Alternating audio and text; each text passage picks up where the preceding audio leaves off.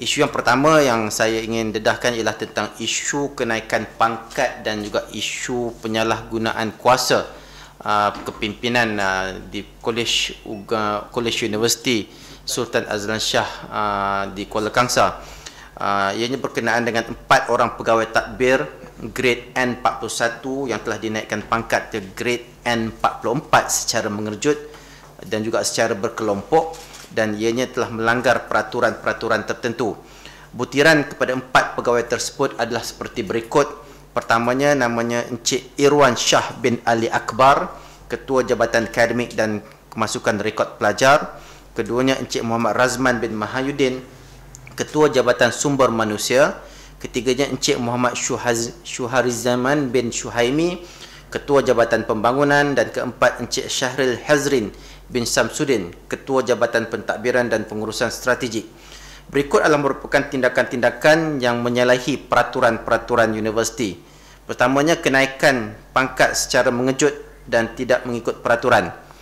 Kesemua 4 pegawai tersebut bersama beberapa pegawai lain telah dilantik ke jawatan tetap grade N41 pada 1 Januari 2012. Maka pada bulan Julai 2012 hanya 4 pegawai tersebut sahaja dipilih untuk menghadiri kursus induksi umum.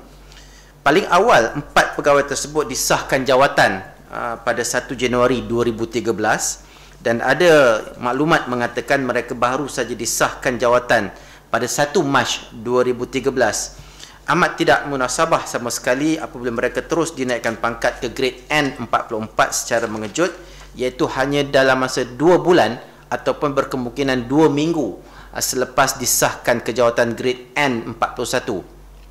Keduanya, tindakan ini tidak mengikut syarat kenaikan pangkat kaki tangan awam, kerana apabila tiada melalui ujian kelayakan penilaian kompetensi kenaikan pangkat seumpama PTK, tempoh perkhidmatan dalam jawatan tetap selepas disahkan masih amat baru, iaitu 2 bulan ataupun berkemungkinan 2 minggu. Yang seterusnya, ianya menafikan hak dan peluang pegawai-pegawai yang lebih senior. Terdapat beberapa orang pegawai tadbir lain yang lebih senior. Mereka juga telah dilantik ke jawatan tetap N41 pada 1 Januari 2012, sudah bertugas bekerja selama pensyarah dan juga akademik selama 10 tahun. Namun hak dan peluang mereka untuk menghadiri kursus induksi umum telah dinafikan dan sengaja dilewat-lewatkan. Pegawai yang lebih senior sehingga hari ini masih menunggu giliran untuk menghadiri kursus induksi umum, sedangkan 4 pegawai yang baru ini tersebut telah dinaikkan pangkat secara mendadak ke N44. Polisi kenaikan pangkat ini tidak jelas atau dilihat seperti tiada di Kolej Kuisas ini sendiri.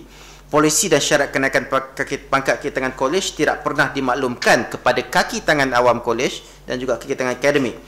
Kenaikan pangkat 4 pegawai tersebut menimbulkan banyak keraguan, iaitu kenaikan yang tiada asas atau sandaran kepada mana-mana polisi, dan juga berlakunya ketidaktelusan, iaitu kenaikan pangkat dilakukan secara tidak telus itu, iaitu tanpa sebarang iklan, hanya eksklusif untuk orang-orang tertentu sahaja, dan ianya dilakukan secara senyap-senyap, sembunyi-sembunyi yang tiada surat rasmi untuk panggilan temuduga.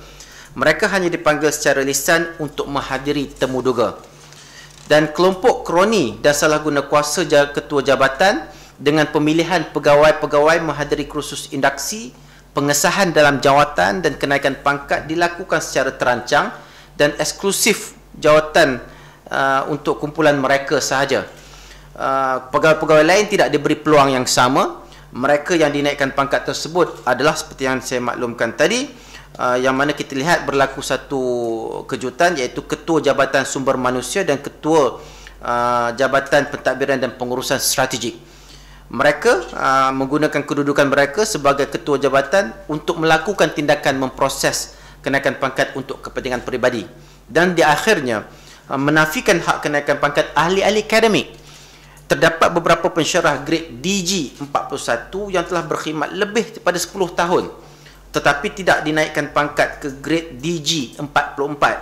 Mereka tidak dinaikkan pangkat hanya dengan alasan tidak muhasabah, iaitu tiada pos atau jawatan untuk jawatan mereka. Kenaikan pangkat daripada DS45 ke DS52 amat rigid dan dengan sengaja diadakan peraturan-peraturan yang ketat. Semua perkara di atas merupakan kepincangan pentadbiran kolej, khususnya dalam soal proses kenaikan pangkat yang perlu diperbetulkan dengan kadar segera. Kegagalan Rektor KUISAS, Profesor Jamil, untuk membetulkan keadaan tersebut membuktikan kelemahan kepimpinan beliau dan juga memalukan kerajaan negeri. Secara kesimpulannya, ada 4 perkara yang kami ingin tekankan, iaitu peraturan dan juga syarat untuk kenaikan pangkat ini jelas bertentangan dengan perintah am General Order yang ada yang tersebut di bawah kerajaan negeri. Keduanya, kenaikan pangkat ini secara keseluruhannya dilihat hanya kepada kroni-kroni dan kelompok-kelompok yang terpilih.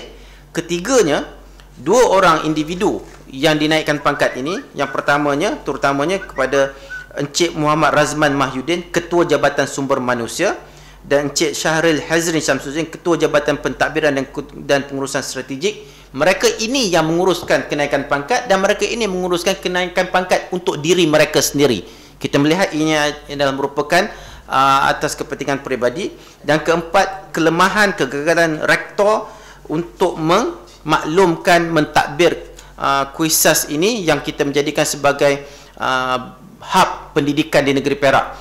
Di situ juga kita melihat inilah kelemahan pentadbiran di bawah Datuk Menteri Besar yang dilihat tidak mengambil berat tentang kedudukan Kolej Ugama Islam, Kolej Universiti Sultan Azlan Shah ini, sehingga daripada dulu sehingga kini terdapat banyak kelemahan pentadbiran, pengurusan dan juga dari segi kepencapaian akademik di kolej ini yang kita lihat merupakan satu manifestasi kegagalan Datuk Menteri Besar dari segi mengatasi dan menjaga kepentingan awam untuk kepentingan pendidikan di tanah air kita, di negeri Perak ini sendiri.